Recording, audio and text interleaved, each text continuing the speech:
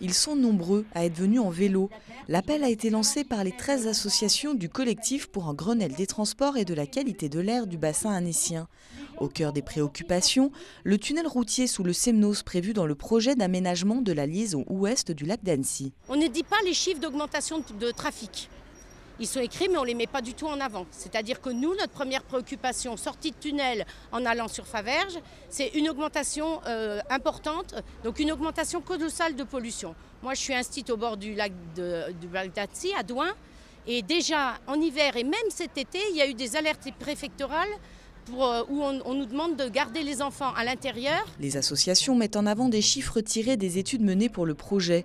36% de trafic supplémentaire entre Sevrier et Saint-Joriot en cas de construction du tunnel et un report modal de la voiture vers le bus de moins de 1%.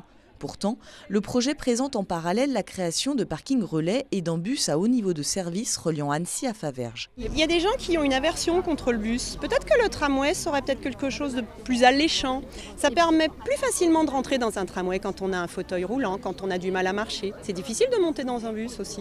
C'est bien le tramway. Et puis le bus à haut niveau de service qui est proposé n'est pas réellement à haut niveau de service puisqu'il n'est pas en site propre tout le long. La concertation débutera ce mercredi 17 octobre avec une réunion publique à Annecy.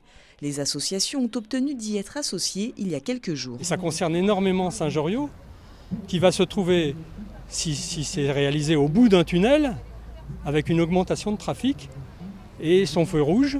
Et puis la commune de Douin, elle va avoir toujours son virage. Donc comment on va faire avec cet afflux de voitures? On voudrait vraiment un transport en commun très attractif, donc beaucoup de fréquences, beaucoup d'amplitude, en site propre parce qu'il faut qu'il puisse circuler avec un temps de parcours connu, puis qui utilise par exemple le tunnel de la Puya, puisqu'il y a un tunnel ferroviaire là, donc on peut l'utiliser. Alors ça peut avoir la forme d'un tram, mais ça peut aussi avoir la forme d'un bus, un bus électrique. 4 réunions publiques seront organisées sur l'aménagement de la liaison ouest du lac jusqu'au 31 décembre. À Annecy le 17 octobre, mais aussi à Faverges le 8 novembre, à Sevrier le 19 et à Verrier le 13 décembre.